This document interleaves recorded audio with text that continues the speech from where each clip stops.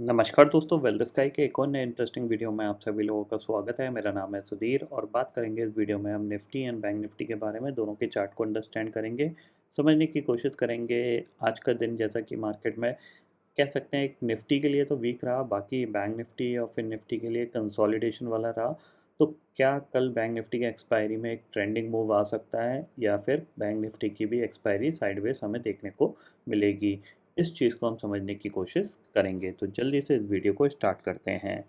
Video start करने से पहले सबसे पहले ग्लोबल मार्केट देख लेते हैं। तो करंटली अगर हम ग्लोबल फ्यूचर्स की बात करें तो आपको देखने को मिलेगा यहाँ पे जो डाउ फ्यूचर है वो करीब करीब 71 पॉइंट नेगेटिव दिख रहा है और जो नैस्डैक फ्यूचर है वो करीब 53 पॉइंट नेगेटिव दिख रहा है। आपको यहाँ पे क्लियरली दिख रहा है।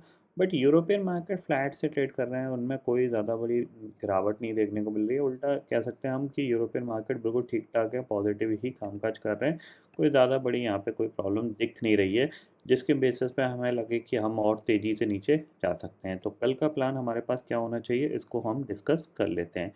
तो सबसे पहले हम देखो, अगर हम निफ्टी की बात करें तो आपको निफ्टी में सीधी सी बात यह है कि अगर यहाँ पे आप देखोगे तो जो पहली एक्सपायरी थी वो अराउंड आपकी जो हुई थी वो 22,500 पे हुई थी। दूसरी एक्सपायरी आपकी 22,000 के आसपास हुई थी। अब ये जो तीसरी एक्सपायरी है ये कहाँ हो सकती है निफ्टी के पॉइंट ऑफ व्यू से, उसको हमें समझना है। और कल बैंक निफ्टी की एक्सपायरी है वो कहाँ हो सकती है, उसको भी अंडरस्टैंड करना है। तो सबसे पहले देखो, निफ्टी के पॉइंट ऑफ व्यू से देखा जाए तो निफ्टी आपका 21,800 के आसपास क्लोज हुआ है, ठीक है। 22,000 की कॉल पे करीब 1 करोड़ का ओपन इंटरेस्ट खड़ा हुआ है। पुट पे सिर्फ 24 लाख का रह गया है, क्योंकि मैंने कल भी आपको बताया था कि निफ्टी थोड़ा सा वीक दिख रहा है और ये नीचे की तरफ जा सकता है। और आज जैसे ही ये गैप डाउन खुला, उसने सीधा नीचे की तरफ ब्रेक डाउन दिया है। 21,800 की यहाँ पे अगर हम बात करें तो 21,800 की जो कॉल है वहाँ पे करीब 26 लाख का ओपन इंटरेस्ट है। पुट पे कितना है, 43 लाख का ओपन इंटरेस्ट दिख रहा है। इसके नीचे ओपन इंटरेस्ट नहीं बढ़ा है, तो चांसेस वेरी हाई कि ये थोड़ा सा यहाँ से पुल बैक दिखा सकता है कल के ट्रेडिंग सेशन में। ये आप क्लियरली समझ लीजिए। और क्योंकि इसने ब्रेक डाउन दिया है तो जाहिर सी बात है शॉर्ट्स तो क्रिएट हुए होंगे। तो किसी भी रीज़न से अगर ये दोबारा से 21,950 या 22,000 के ऊपर निकला तो फिर शॉर्ट कवरिंग आ सकती है। तो हमें ये समझना है कि एक्चुअल में प्राइस एक्शन के साथ टेक्निकल भाषा में इसके पास कहाँ पे सपोर्ट है निफ्टी के अंदर और बैंक निफ्टी का स्ट्रक्चर कैसा दिख रहा है। तो सबसे पहले हम निफ्टी को चार्ट पे देखते हैं। डे चार्ट पे आप देखोगे तो निफ्टी ने आज काफ़ी दिनों बाद अगर आप देखोगे तो ऑलमोस्ट आपको यहाँ से ये जो पूरा मोमेंटम बना था, उस मोमेंटम में जब ये इस लेवल से ये मूव किया था, जैसे इसने 50 डे मूविंग एवरेज को क्रॉस किया था पहली बार, आज इसने ये क्योंकि ये सिंपल मूविंग एवरेज है, अपने सिंपल मूविंग एवरेज 50 दिन को और इसने क्या किया है, आज ब्रेक किया, उसके नीचे ही क्लोज दिया है, ठीक है। इतने दिन से ये कोशिश कर रहा था इसको होल्ड करने के लिए, बट आज इसने डेफिनेटली यहाँ पे इसको ब्रेक करके क्लोज दे दिया। अगर हम एक्सपोनेंशियल की बात करें तो एक्सपोनेंशियल भी इसने नीचे ब्रेक करके क्लोज दिया है। अब कल इम्पॉर्टेंट रहेगा, क्यों? क्योंकि जिन लोगों ने आज मान लो शॉर्ट क्रिएट किया है ये सोच के कि ये 50 डे मूविंग एवरेज इसने ब्रेक कर दिया है, हो सकता है नीचे की तरफ थोड़ा सा और मूव कर सकता है, तो उनका लिए स्टॉप लॉस उनका क्या रहेगा, आज के दिन का हाई।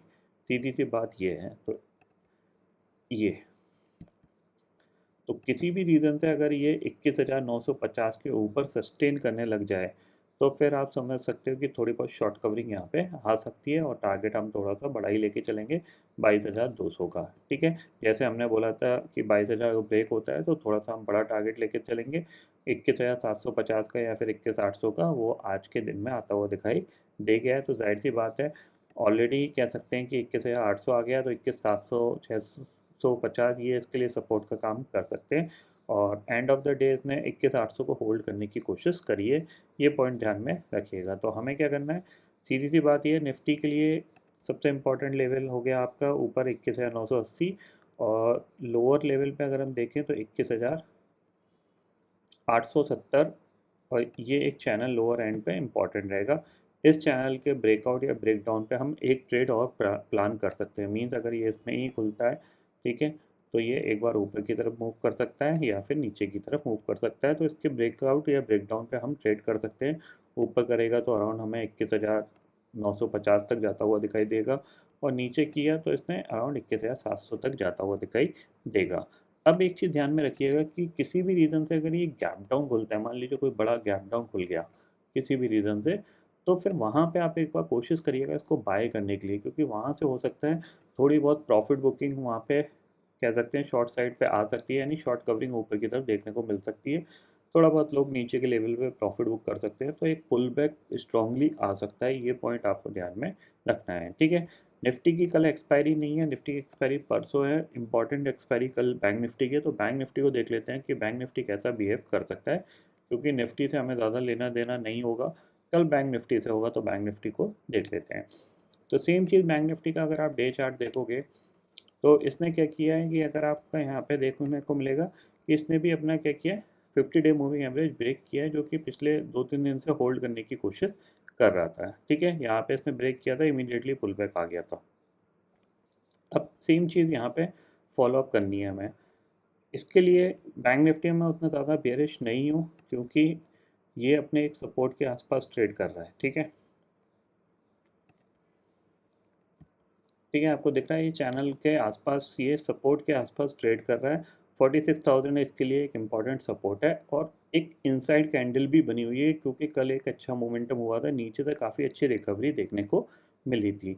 तो हम उसी रिकवरी को प्ले करने की कोशिश करेंगे, यानी थोड़ा सा हम पॉजिटिव साइड पे फोकस रखेंगे। ठीक है, पॉजिटिव साइड पे फोकस रखने का मतलब सिंपल सा इतना है कि 46,500 के ऊपर अगर ये निकलता है तो हम थोड़ा सा यहाँ पे एक 46,750 या 46,800 के लिए बाय करेंगे, यानी 46,500 के ऊपर ये अगर निकलता है तो हम एक 46,700 की कॉल या फिर 46,800 की कॉल बाय करेंगे, और एक अच्छा मोमेंटम यहाँ पे ऊपर की तरफ देखने को मिल सकता है, ये ध्यान में रखिएगा। ठीक है, जब तक ये इस लेवल के नीचे नहीं जाता, ठीक है, 46,250 के नीचे ट्रेड नहीं करता, तब तक ये मेरे लिए थोड़ा सा पॉजिटिव ही है। भले ही ये क्योंकि नीचे की तरफ क्लोज हुआ है, लेकिन इसने आज कुछ ज़्यादा गिरावट में पार्टिसिपेशन नहीं किया, कह सकते हैं कि एक साइडवेज ही यहाँ पे देखने को मिला है हमें। तो जब तक ये जो लेवल है, जब तक ब्रेक नहीं होता, तब तक ये मेरे लिए थोड़ा सा पॉजिटिव है, क्योंकि यहीं से एक शार्प बाइंग हमें देखने को मिली थी। आप देख रहे हैं यहाँ से एक इसने एक गिरावट दिखाई, और फिर यहीं से एक बड़ी कैंडल बनी थी, ऑलमोस्ट ये कैंडल काफ़ी बड़ी है।